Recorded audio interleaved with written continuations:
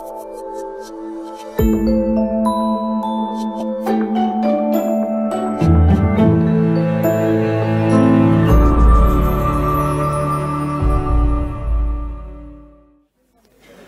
everybody.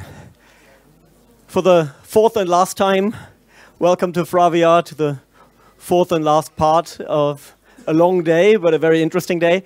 As I said, the last focus of the FRAVR is on storytelling. So we are very, very fortunate to have with us Georg Struck.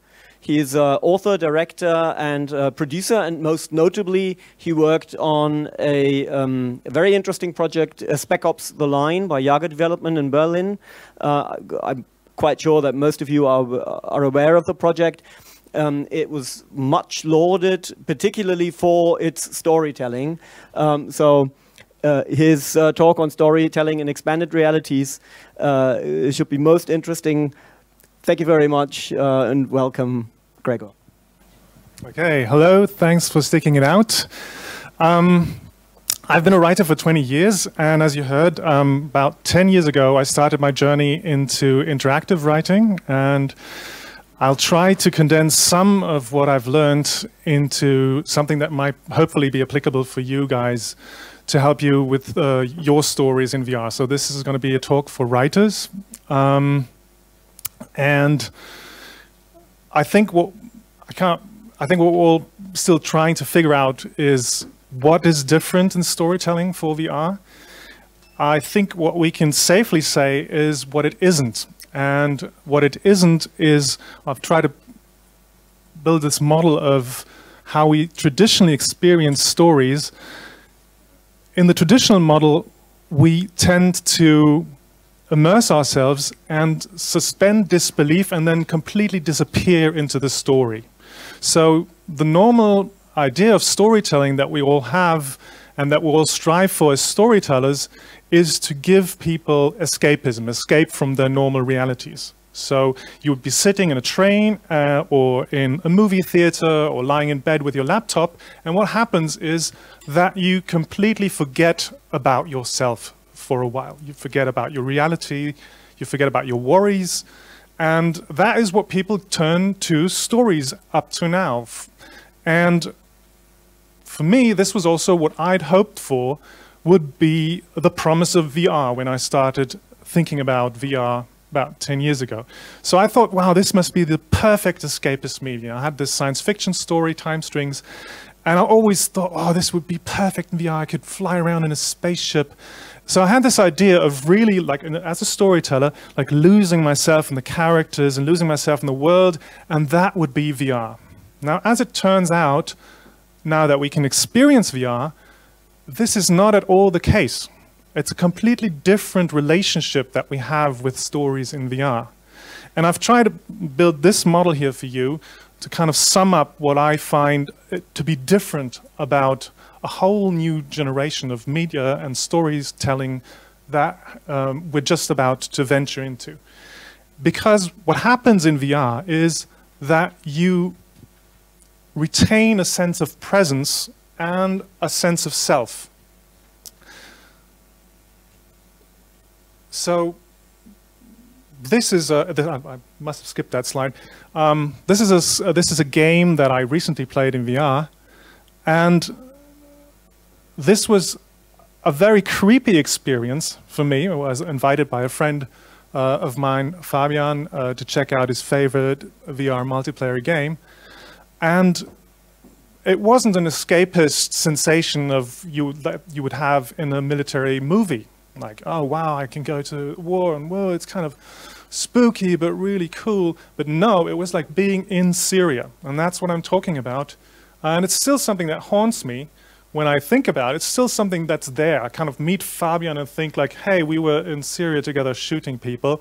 It's a different experience of story. And what happened is that while I was in VR, I never stopped thinking about what I'm doing here, thinking about myself. I had the sense of, I'm here, I'm shooting people, they're talking about there was another guy, Loco42, a Mexican guy. They're talking about the best way to sniper people, what's happening with Fabian. So a very different experience. And I find this here, this is supposed to be the sense of self, this is the sense of presence. I find this here to be the most important part about what's different in storytelling. Because, oh, I was supposed to stay here, okay? Because we never lose this reflective look at ourself. And just sense of self, it's a bit difficult to translate. What I really mean is probably every psychologist will be appalled at this model, but what I mean is what happens when you close your eyes and you get this kind of sense of yourself, the outlines of yourself, the way you taste yourself, this type of experience, okay? So this never goes away. And the reason, there's two reasons mainly for this. One of them is stereoscopic vision. So I made 2 stereoscopic movies, and it's a very, very different way of making movies, because you have to realize that you're no longer an invisible flying eye. You're not telling stories to people that are hovering about in a spaceship, but you're telling stories to people who are placed in the story location because they have an exact sense of where they are in space. Their eyes tell them, you are here. So one of them was in a monastery, and we had this idea to have this wonderful crane shot flying over a church. And it turned out it was a really stupid idea, because it meant that all the people who had been down on floor level all of a sudden were catapulted up to the roof of the church. Okay, so that's the kind of sensation that you have to avoid. And the other reason is much more important, is interaction. Of course, that's a very fundamental thing, but interaction in VR, it's you turn your head and something tells you, whoa, I'm really here. So any type of interaction, everything you do puts you back into the picture. And this is a property shared by all digital media, because all digital media, as you know, they don't only have this, the evil maelstrom that puts us out of work soon, but they also have this, the back channel.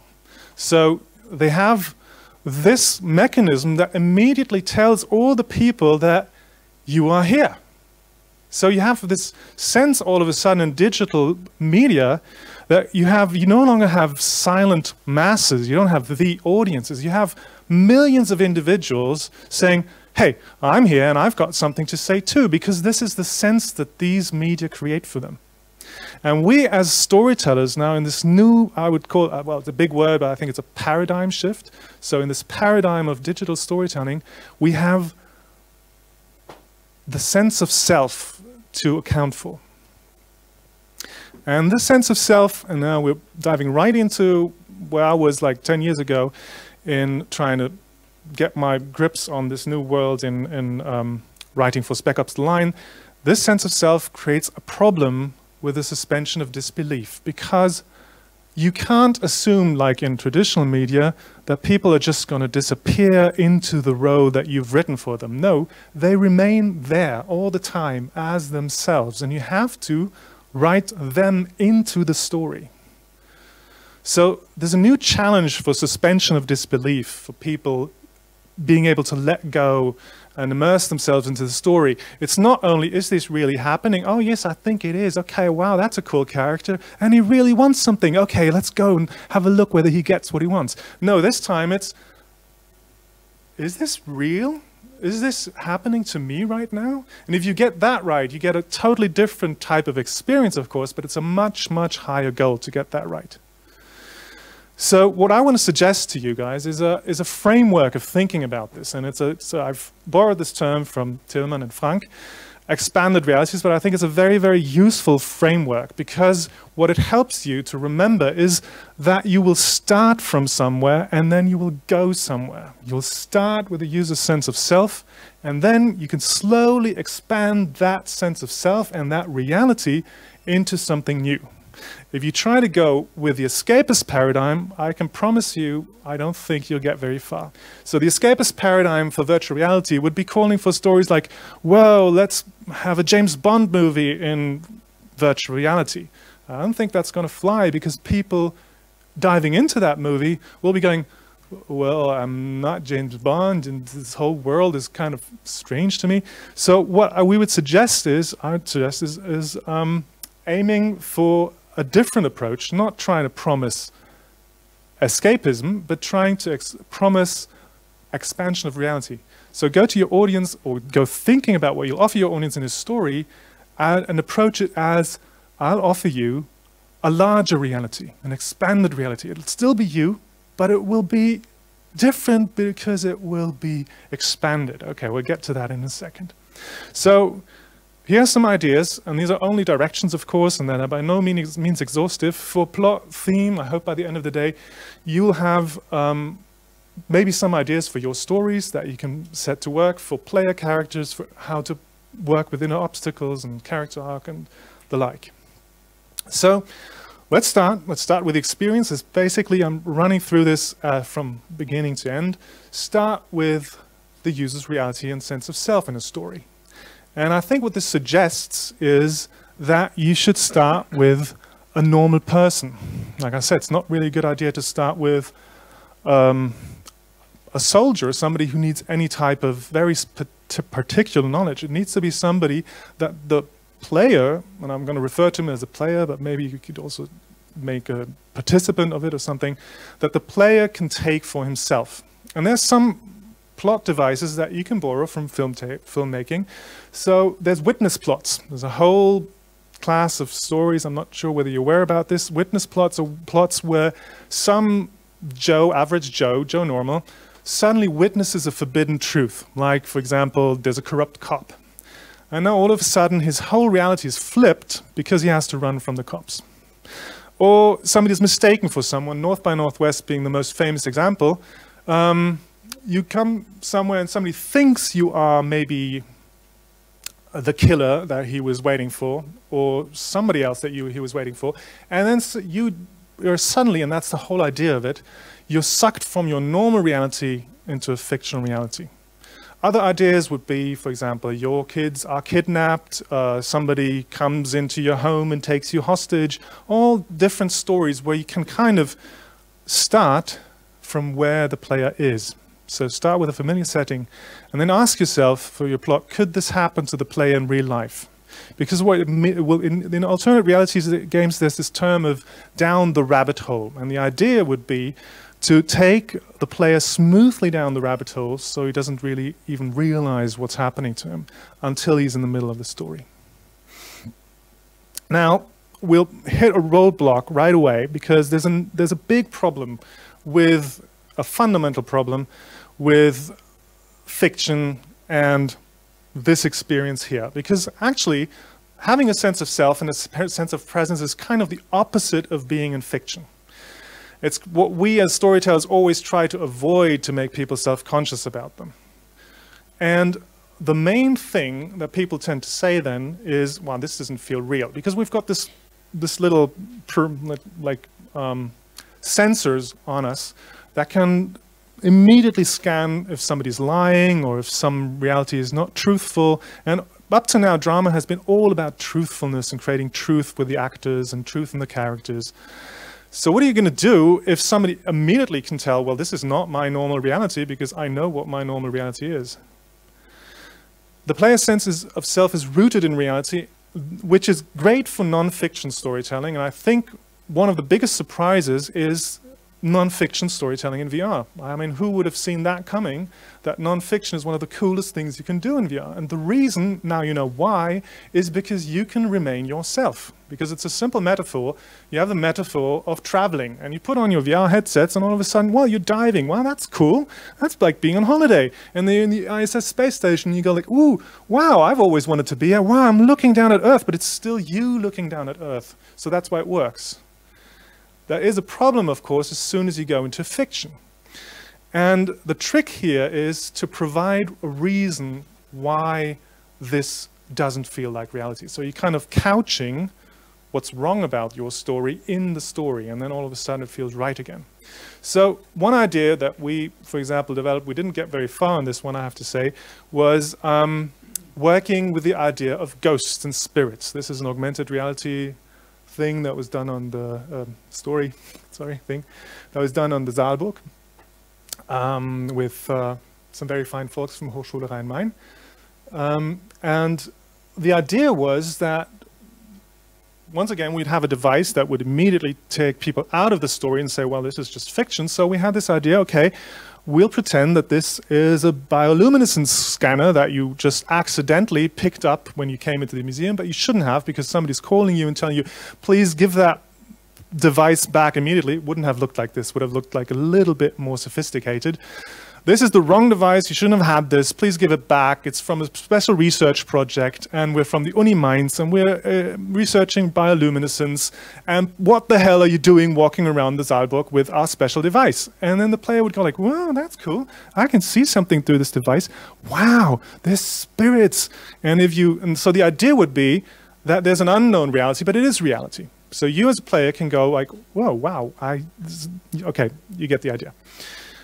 Another idea to kind of provide reality that our sense of self needs, it somehow needs to have some kind of lifeline, is to say, well, what you're seeing doesn't feel like reality because it's manufactured reality. And some very good ideas for you for virtual reality storytelling. I mean, evidently the Matrix, I mean, who hasn't thought of that? Of course, yes, you are. So you would pop on your VR glasses and go like, whoa, so I'm in the Matrix now. That makes sense that this all looks like virtual reality because it's virtual reality in the story. Total Recall, of course, or even The Truman Show, one of my favorite movies. Or you could go and say that what you're seeing when you pop on the headset is truly what it is. It is fantasy, yes, because it's a reality of the mind. So what dreams may come, I have a story that's set in the afterlife. I think that could work really well in VR, at least I hope. Because you have this sense of, oh, this is not really real, but it's at the same time hyper-real because it's just like my mind space that I'm in right now. Okay, time to move on. We're going to go and have a look at the player character now, because now that we're going to try and act our part, we're really immediately going to hit another roadblock, and this is the toughest one, and nobody has really figured this one out, which is what I told you about in Onward. There's always this creepy sense, do I really feel comfortable with this role? Because we have worked so hard to construct this role that we're in right now, and then I mean, the worst case would be like being with other people in the game world, and they're looking at you, and you're going like, hey, this is James Bond, please call, and you go like, oh, this is ridiculous. I don't want people seeing me trying to believe into a story, okay? It's an awkward thing. It's something that really, I think, has always been the case, a problem with why LARPs don't translate that well into mass media products, because people tend to think about themselves a lot. They think, actually, that's really the sense of self that we've talked about up to now, you know, this thing that you reflect at yourself is a very active process. It's an obsessive process driven by desire and fear, which is constantly going like, do I look good to everybody else right now? Is this good what I'm sensing about myself? No, I don't think it is good, but oh my God. So we're checking on our self-image all the time. And I think this is one of the reasons why in games have had such a very, very hard time drawing people into stories. And the game solution, and really up to now, it is the only solution that people have come up with, is let the player character be an empty vessel. Don't force a role on the player, because players will feel awkward. And games really are that medium that have dealt in this paradigm for the longest. You know, they have always had constant interaction, which puts you back into your seat. So basically what you have when you have this ludology debate and there's gamers going like, I don't want a story, I just want to win, and they sit there, it's because they're constantly being pushed to this side of the seat. They're constantly going like, this is me, I don't buy into the story. Who wants to buy into a story? That's ridiculous. But that being said, this idea of thinking about this one here, thinking about your self-image and crafting your self-image and communicating your self-image to others is actually one of the biggest drivers for the whole other realm of digital media. So all social media really work on this principle of meta-communication. How can I tell everybody who I am by talking about my favorite movies, or where I went on location, or where I did yoga, or whatever. It's always about constructing this self-image in the mind of others, and that's something that people use this back channel extensively for another medium. So the question now is, how can they do this in VR? And can you offer the player character means of meta communication? Oh, that's a typo here. Because that would be the idea, to make this whole work of the character, this fantasizing work for you. And I think this is an avenue to pursue for getting stories back into games, to get the value of storytelling back into games. And this is, I'll just briefly mention this, is an idea we had for a research project at HDR with Claudia Söller-Eckert that's arrived here. Hello, Claudia. Which was to offer a club in virtual reality. So we thought about really not giving players a full-blown story, but actually giving them a stage, or the perfect stage really, for them to experience their own stories and put them up and post them, like film themselves and post those things on social media in a club. And the idea was here to really just give an example of a story, like in a series, like a pilot, and then have the players imitate stories. So maybe one avenue to do this, just for you, a very economical avenue to do this, is not to put up millions of choices and stories for users, but actually just to give them the tools to post their stories from VR. And then what you'll probably get is a lot of, still with the problem with player character roles, is that you'll probably get a lot of people trying to look good. And I mean, the answer of games have done this to a certain extent. If you think about multiplayer games where and hit lists, oh, sorry, not hit lists. What's the word here? Scoreboards. If you think about scoreboards, that's a way, of course, of augmenting your personal self-image in front of a virtual or a real audience, and having people see you do crazy stuff, fly planes, and to a certain extent, games have done that. But the question as a storyteller for me has always remained, how can we get this whole other world of drama, what's interesting about drama, into this medium as well? Is this really the end of the line? Because this is what I was told at Jager Entertainment, when we were working on Spec Ops, is that you can not really write a story for the player character. And they were right about this, because the player character, for one thing, he can never fail, because the player hates that. So whenever I went out and said, well, I have this wonderful idea for this scene, and then the only thing that my producer read was, what's that at the end? You mean he's failing? Yeah, he's failing, but in a cutscene. Oh, rubbish! You're just such a film screenwriter. That's rubbish. You don't understand gaming at all. And he was right, because the player cannot fail. That's true. And also, what then took me a little longer to understand is that the player character also is not a character that you can write, because he can't be impacted by anything that happens to him, because that would ask the player to act a role, and that's something we know he won't do for you. So if you have like this wonderful, like what drama characters usually are about, this wonderful idea about a backstory, what are you going to do? Hand out a manual to the player to read through and memorize the lines as an actor? And if you have this scene where something horrible happens to him, his girlfriend is shot or something, does that really mean that the player character is then going to go out and do exactly what you had provisioned him to do because of this experience? So there's no impact on the player character. He's just like an empty vessel. He's really empty. You can't write him. And then we had an idea. And in Spec Ops The Line, as you know, it's a squad-based game. So it's actually you, the main character, and then you've got two people coming with you. And one of them is here, this is Lugo. And our idea was that we could actually have all of the things that we wanted, characters failing, characters having flaws, characters being afraid of stuff, characters going crazy, all these things that were so very, very hard to do with the player character, and we could do them in the squad, and that's what we did. So we kind of told our entire progression and all the things that go into normal screenwriting, tools of screenwriting, we told that in the squad. And then some people have come and have done that a much better job at this. This is one of my favorite games. If you don't know it, check it out, because I think it's a benchmark in game storytelling, because it takes this idea of a companion character to a whole new level. And what's happened here is that you have this girl that you want to guard and you want to keep her safe. And this gives you a completely new kind of involvement because it plays on the hopes and fears just as a normal movie do. What this is essentially doing is it's reintroducing all the tools of the trade of the movie industry that we've honed so well through a backdoor into the world of games. Because what you have is, you have two plots. You have one for the player, which is one where you can only have winning. And you have one for the other character, who's not interactive at that moment, where you can have scenes of failure, where you can have people do silly stuff or stuff they shouldn't be doing because it's irrational, and all these things that make drama so interesting. And experiencing obstacles and learning, transforming in a character arc.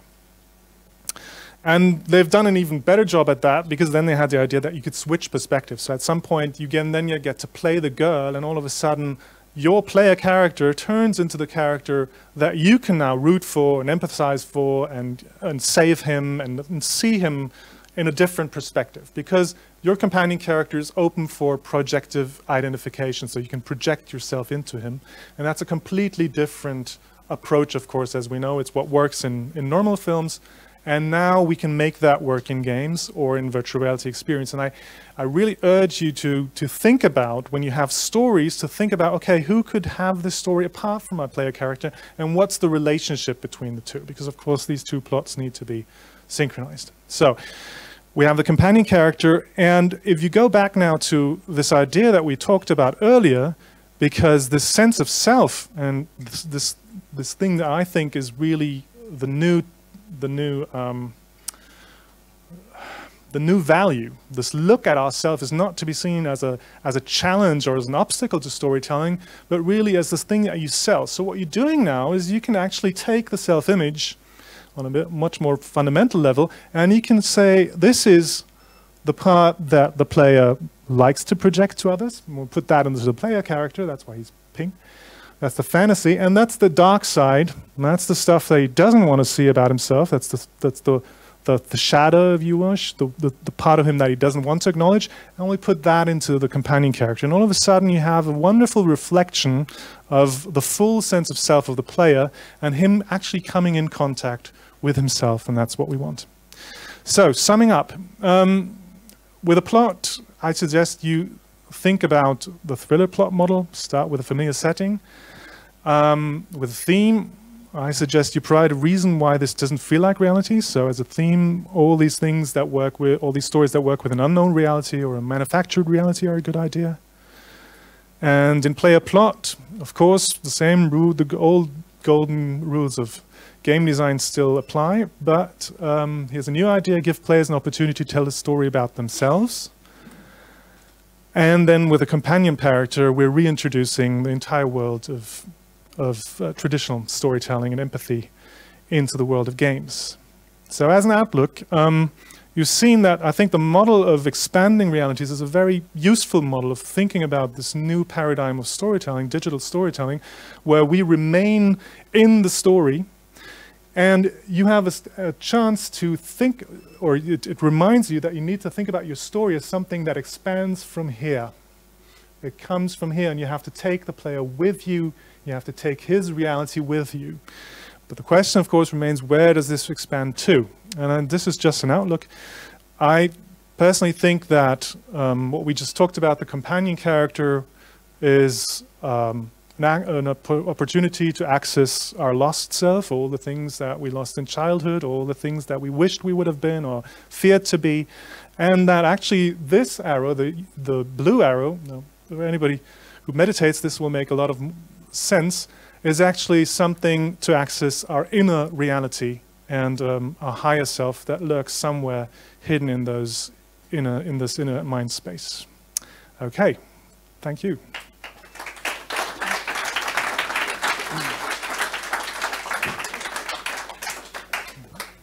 Excellent, Gregor, thank you so much. Are there any immediate questions? Right, perfect. Hello. Just one question. Why do you think, from your point of view, that a movie in virtual reality would not work if the viewer is just a viewer? not interactive, not implemented in the story, just a viewer as always, as a child in bed when the mother tells a story, as sitting around a fire, another telling stories, or watching a movie in TV, watching a movie in cinema. And virtual reality, I think it's just a new media, a new way to visualize. But the viewer should be the viewer, as always, as he always was for hundreds of years, since theater was invented.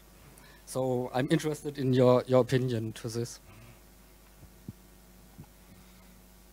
Okay, as I said, I don't think that it doesn't work. It only doesn't really address the full potential here. So you can have documentaries where you have this metaphor of traveling some spaces, and that in itself is a nice experience. But if you put this into a story world, some very odd things start to happen. The first thing, of course, is the sense of presence. If you imagine this, you're in a story setting and you're on a market.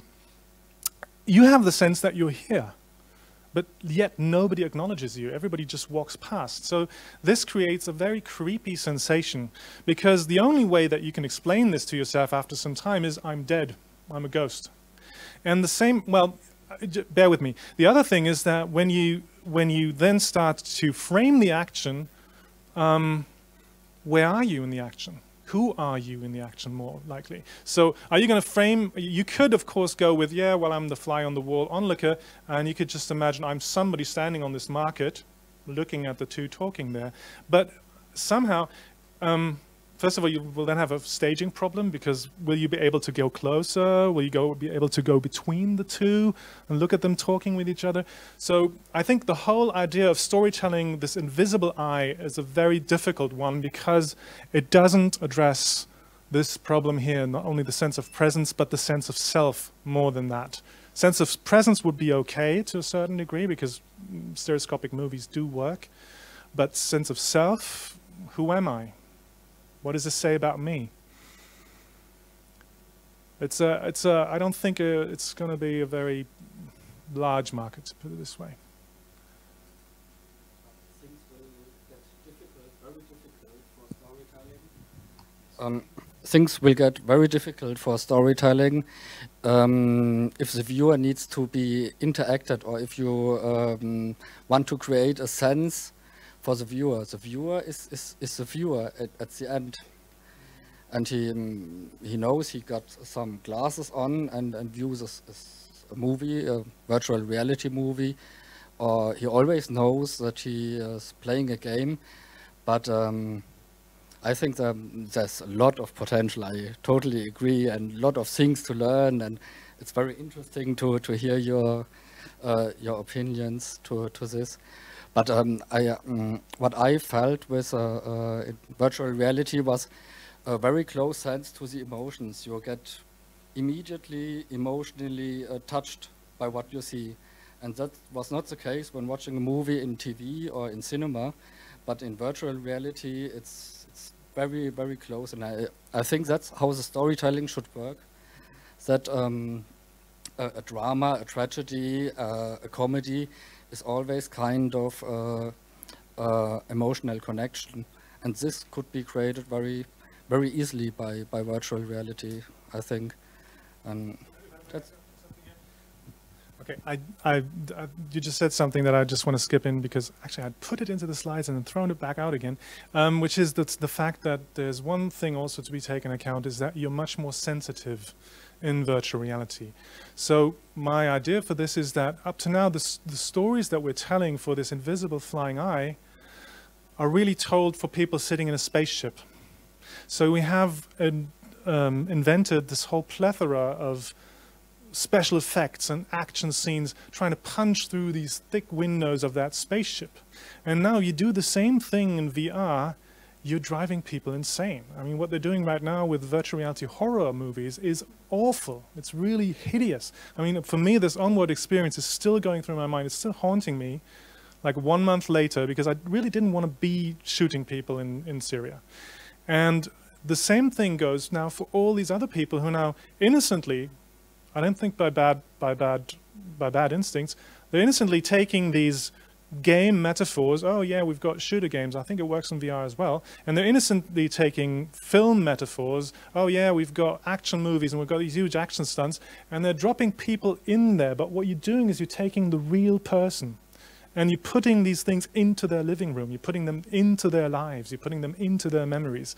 And I think we have to develop a whole, much more subtle way of storytelling, much more, as you said, an emotional connection with people is, I think, what's more important in storytelling than this barrage of effects that we have developed in other storytelling trades. Mm-hmm. Next question was down here. Hello.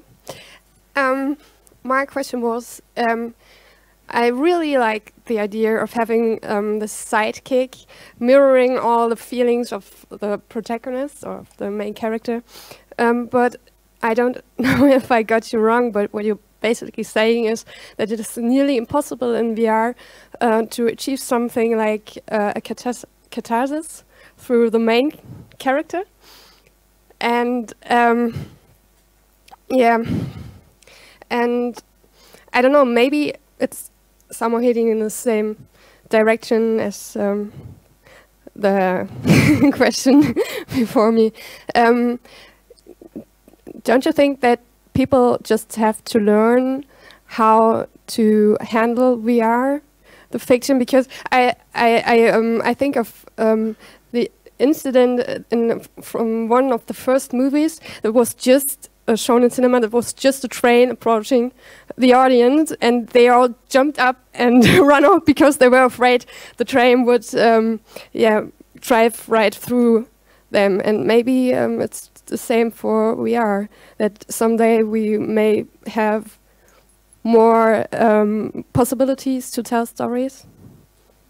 I have big hopes for that. I'm definitely completely with you that the player character should also be capable of catharsis. You know, basically what happened in the history of drama was at some point we switched and developed an audience. In the very beginning of drama, people had the masks on themselves, if you wish. So you had this experience of changing yourself into somebody else. And masks have a very powerful capacity to do that. They enable change and transformation. Basically, now we do the same thing, but only with projective identification. So we have the silver screen, we project ourselves up into that silver screen, and that's the emotional space that we then pour everything into that normally would have expanded in this mask space, okay? So it's a bit larger self looking back at us. And I think that, of course, the much more interesting way would to reverse this effect and go back to the mask idea of experiencing stories, not the projective idea. So at the moment we're stuck with a companion character where we project in order to get all these cathartic emotions, and which would be much nicer to have this back in the body. And I think, yes, my hope would be that that people would develop this acting instinct, this ability, this wish to act, because I find acting tremendously enjoyable. I'm an acting coach, and I think that everybody who acts accesses the full range of his vitality and the full range of his emotions. So I think that if we could get people to actually enjoy VR by acting roles, I think, yes, you're completely right, that would be the next step in VR storytelling. And there's, by the way, there's storytelling tricks to do that. Should I give you a trick? Okay, I'll give you a trick. There's a really cool trick that we developed in a project called, I've called it the undercover story device. It's my favorite little invention. Okay, what it does is you're playing a game in the game, and you're giving the player character, a reason why he should act. And my story why he should do that is, imagine you're a pilot from a British bomber plane shot down behind German enemy lines. And you can't talk German, and you don't know anything about Germany. All you know is you have to get somehow to the Dutch border. And then you crash out in a barn, and the next morning a peasant stands in front of you aiming a gun at your head. And it turns out that this old man has a son, just his age, just your age. And he says, okay, my son is dying out there. I don't want to shoot you. I'll help you. I'll give you my son's Wehrmachtsausweis, passport here. I'll give you these words that you have to say. Here's a little paper. And on this paper is everything that you as a player can say in German. And you practice it with him. So you know, eine Fahrkarte bitte nach Amsterdam. And you know, ist dieser Sitz noch frei hier? And you know all that. So now you as a player have the chore to act. But all of a sudden this works because you don't have this awful experience that you're kind of believing in something and everybody who sees you goes like, he believes he's James Bond, he must be crazy. No, you're now playing the game and it's kind of part of the winning condition to act well. So if you can make role play within the game happen for you, you're an actor, you can essentially create an acting game where the rules of the game are try to survive by acting this role. And it works for any type of undercover story.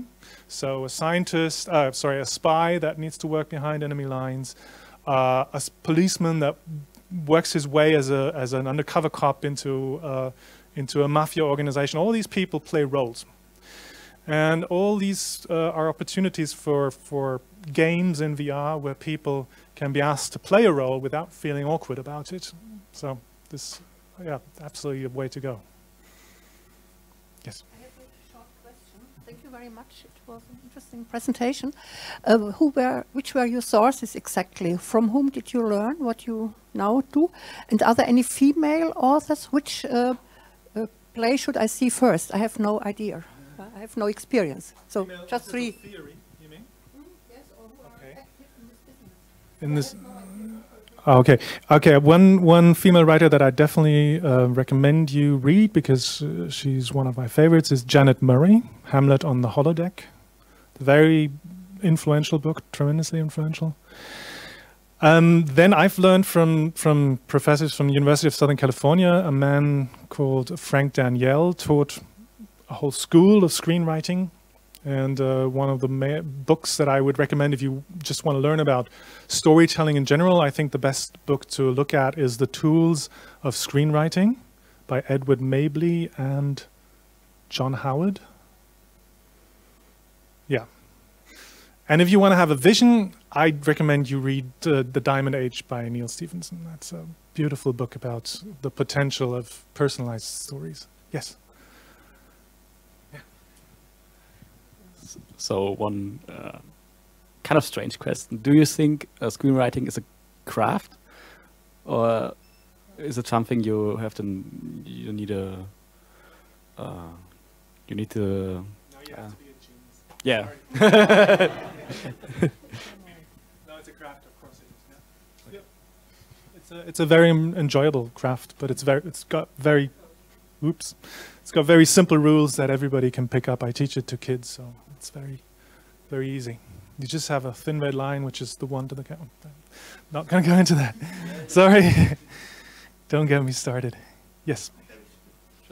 Just a quick question. I really enjoyed your lecture, and it really was from the writer's perspective. And I just wanted to come back to the end of your lecture, the higher self.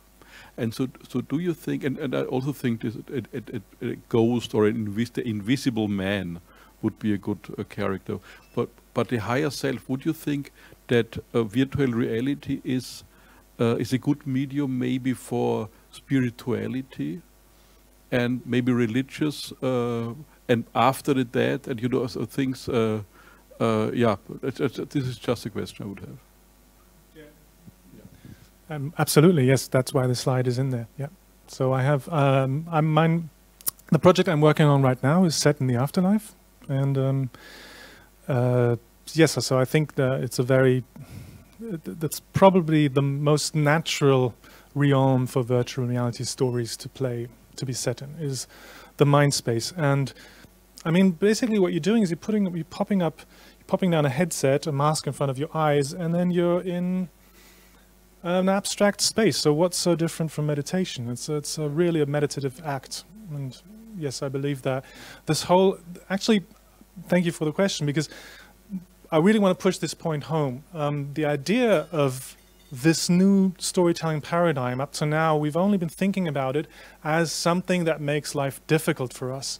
But actually, that's a tremendous opportunity that now real people with real selves and real identities, real feelings of themselves, have a new relationship with story because it's no longer I'm immersed in the story and I'm gone, but all of a sudden it's me and the story, and what does the story, what's the relationship of the story, what can I get out of the story? And we do get stuff out of stories. I mean, that's the reason why we watch stories in the first place. And I think making this a conscious relationship is the next step. So I think psychodrama, I'm really thinking virtual reality for psychodrama, where you don't say, oh, this is for entertainment, let's enter this, but really saying to people, hey, pop on this mask and we'll work on you. We'll work through, so for example, no, I'm not going to go into that. So, sorry. We can work on this lost self, so we can do this systematically. There will be, for every person, there will be different characters and different character arcs that he can work on. Does he have a problem with his self-esteem? Why? Because of his father, because of his mother. What are the self-images that he's most afraid of? Why? Because of, and these are characters that, of course, will be much more valuable to whoever experiences this. So there's a natural drive in this type of medium, because it's about every individual person, to actually personalize and adapt stories, and really pick up the people from where they actually are at that very moment in time with their sense of self.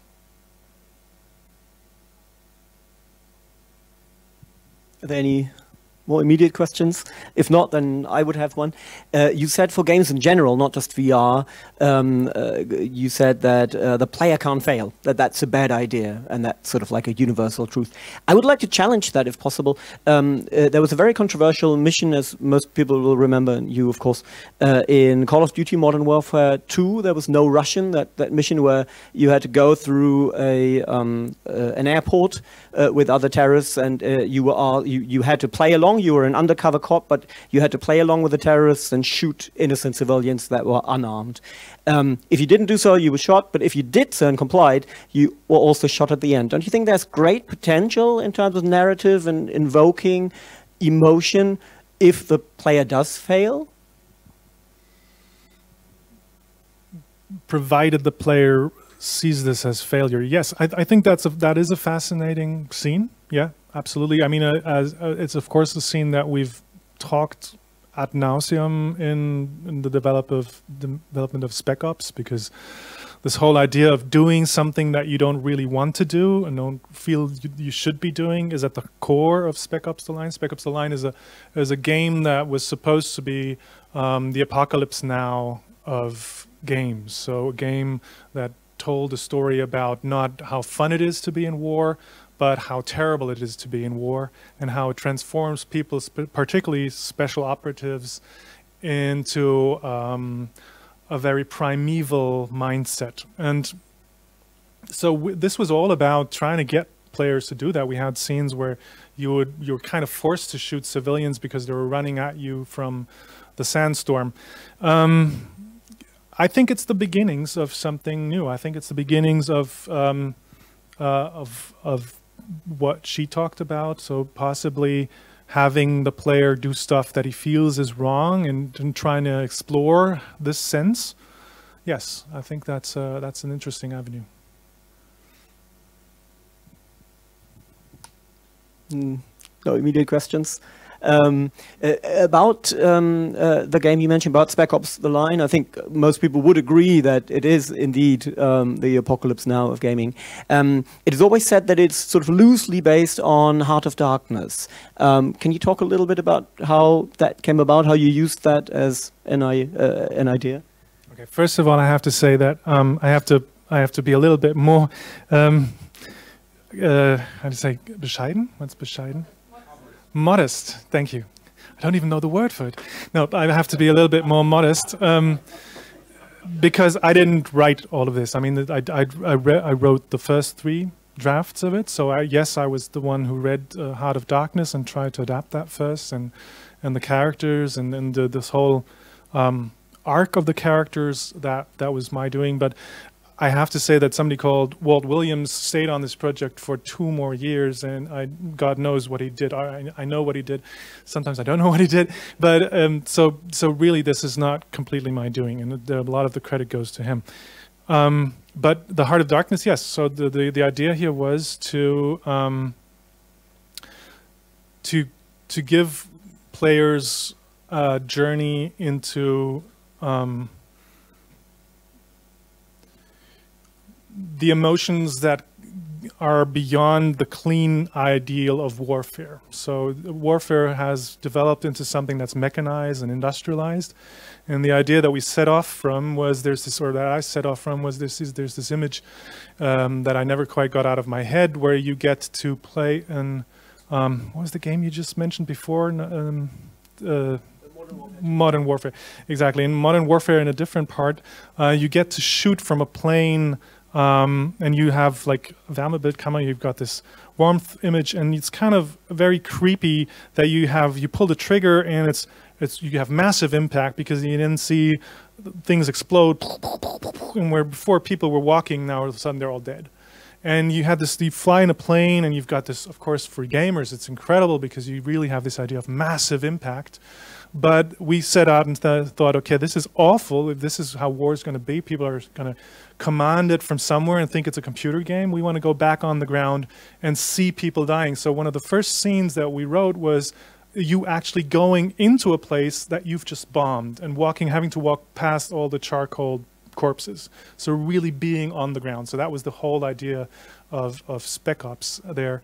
And then going further into this idea of really going from rifle warfare to bloody hand-to-hand combat, where you really would feel this punch. And we had this Lugo character who goes insane over this. So he starts as this happy-go-lucky American soldier who thinks, wow, this is a cool mission. He's, of course, a noob and everything. And then he completely goes down the far end. So, yeah, that was the idea behind Heart of Darkness. Well, our adaptation of Heart of Darkness. Yeah. Down the deep end. Yeah. Right? No more questions? Yeah, perfect. Knut. It is less of a question and more of a bit of a challenge. Call me a hopeless formalist in a way. Do you really think that in film or in literature or foremost in theater, there is no sense of self in the one who is watching it? Because if you look at American cinemas, for instance, there are people yelling at the characters on the screen, and they are clearly aware of themselves. And as David Fincher says, everybody knows if Jodie Foster is running through the room that there's a camera there. So isn't it there is also a sense of self, and it is only shifting more in the direction? Well, absolutely, that's how children watch movies and theater, right? And it's true, in America you have this thing much more than in Germany, where people are hurling abuse and but I don't think it's the sense of self, because they're still too gripped, they're in the grip of what's happening. So they go, Vorsicht, Kasper, das Krokodil, but they're outside of themselves. So I wouldn't say that this is really an example of being in the sense of self. You're selbstvergessen. You've forgotten about yourself at that moment, especially if you start yelling stuff in a movie theater. Yes.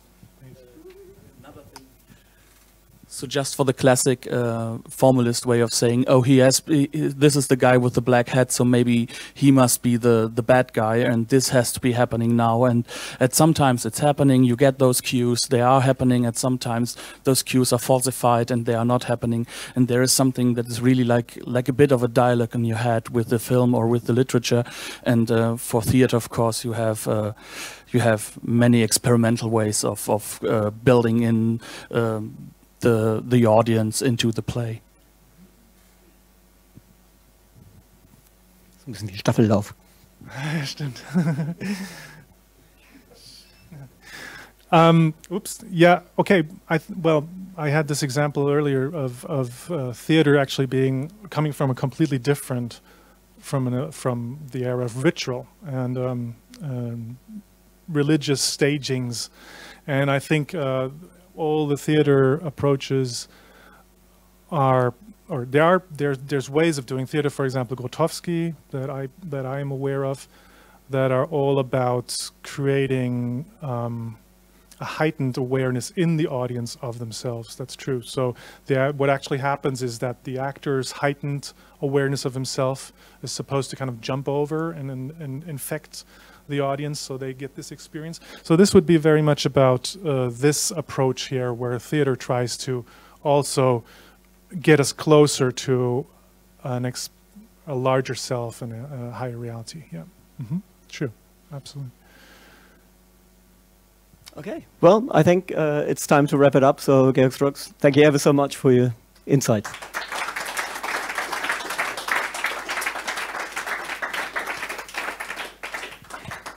And unfortunately, the FRAVR comes to an end with this. I was asked to give a little bit of a summary of the whole day. I'm not sure exactly how many of you have been attending since the first talk early at 11. Well, some of you have, of course.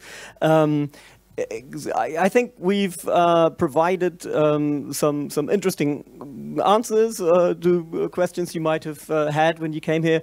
Perhaps you leave with a few new questions. We have certainly tried to give you an overview of the challenges and potentials of the various technologies surmised under the heading expanded reality. We've had some outstanding experts here from various fields, from both the private industry, from the academic field, and I believe we are going to go home with a few questions. Will we all wear goggles in 10 years' time at home, at work, on the go? Will there be augmented reality or virtual reality or mixed? What will be the killer app that's so often cited that will really help these technologies to kind of like break through into a mass market? What are the main obstacles for these gadgets to reach the mass market? Those are the kind of questions we sort of raised, I think, in all the four talks and with your participation. And we've either provided the answers or perhaps hinted at them or pointed in the right direction, I hope. So I think what it remains for me to say is, on a rather personal note, as a gaming journalist, as a technology journalist, I have to remain very critical, of course, and I'm often asked whether technologies like this, whether this really is going to be the way forward. And it's just a matter of time, a few more years, and every other household will have them, or whether this is something that will quickly go away again, like the first VR push in the mid-90s that you will remember. It wasn't in the home because that wasn't possible at the time, but it was in arcades, and people then thought it was a big thing. And personally, even though I have to remain critical, I really truly believe that VR and AR and mixed reality technologies are really here to stay and are just waiting for some kind of killer app that will take it into a mass market. Having experienced games like that, I would greatly recommend to all of you if you haven't played them already. Batman Arkham VR, I think, is an amazing example. If you've played the end of it, I'm not going to spoil anyone because it's an amazing revelation. But I think that's a game that really, really plays out the potential of having a 360-degree screen. We've heard it that it's difficult to get the player to look in the direction that the director wants them to look. Well, this game, and particularly its ending, is really is really clever at taking place behind you, shall we say? I'll say no more. Or something like Star Trek Bridge Crew, as Georg Struck just mentioned. Virtual reality games that, in a way, attempt to get the player to act.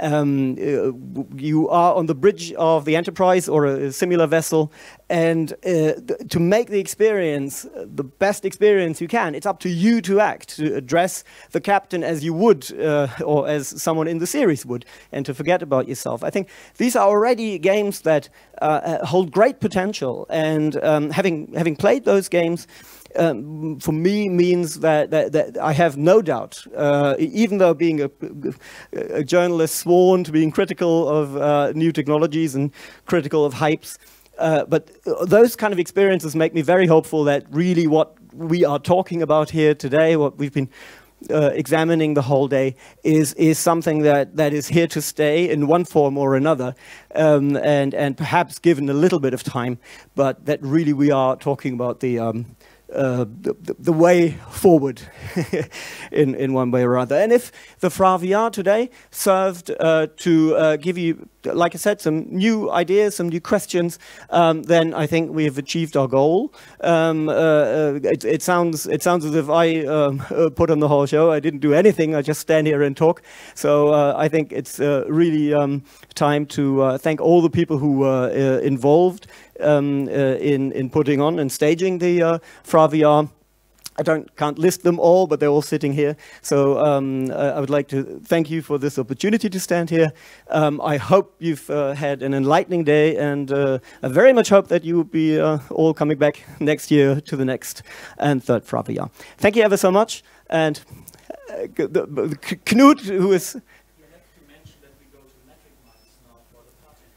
Right, okay, excellent. I hope Facebook isn't listening, because otherwise like a few million people are going to turn up.